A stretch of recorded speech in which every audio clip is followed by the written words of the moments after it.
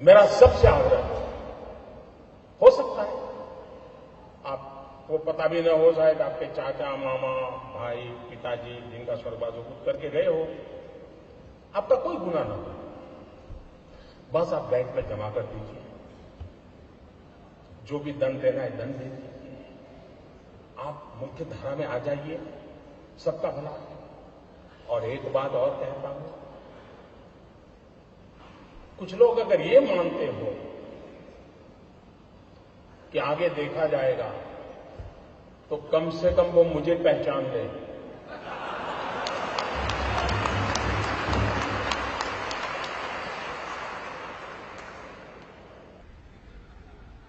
देश आजाद हुआ तब से अब तक का आपका कच्चा चिट्ठा मैं खोल दूंगा।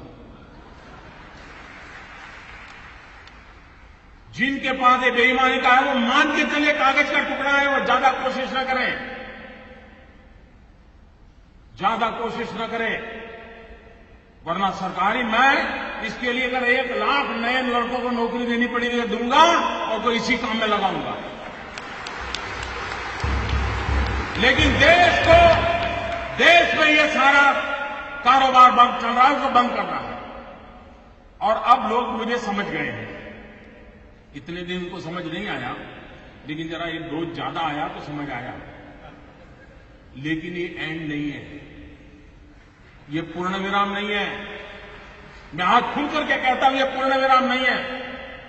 देश में भ्रष्टाचार, बेईमानी बंद करने के लिए मेरे दिमाग में और भी कई प्रोजेक्ट चल रहे हैं।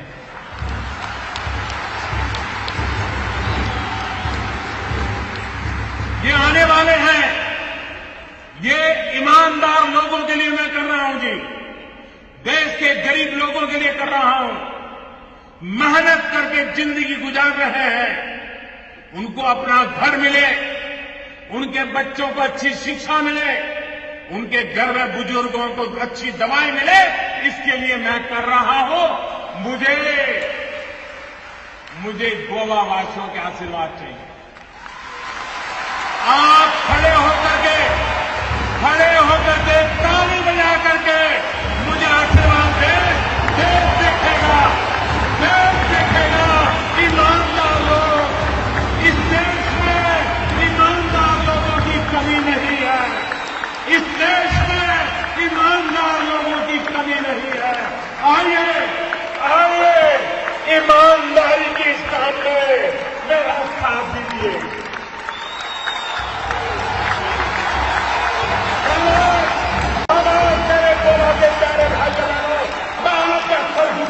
नमन करता हूं। ये सिर्फ गोवा नहीं, ये हिंदुस्तान के हर ईमानदार की आवाज है, हिंदुस्तान के हर ईमानदार की आवाज है। भाइयों बहनों, मैं जानता हूं मैंने कैसे कैसी ताकतों से लड़ाई मोल ली है। मैं जानता हूं कैसे कैसे लोग मेरे खिलाफ हो जाएंगे। मैं जानता हूं 70 साल का उनका मैं लूट रहा हूं, मुझे जिंदा नहीं छोड़ेंगे, मुझे बर्बाद करके रहेंगे। उनको जो करना है करें। 50 साल भाइयों बहनों, 50 दिन मेरी मदद करें, देश 50 दिन मेरी मदद करे। जोर से तालियों के साथ मेरी इस बात को स्वीकार कीजिए।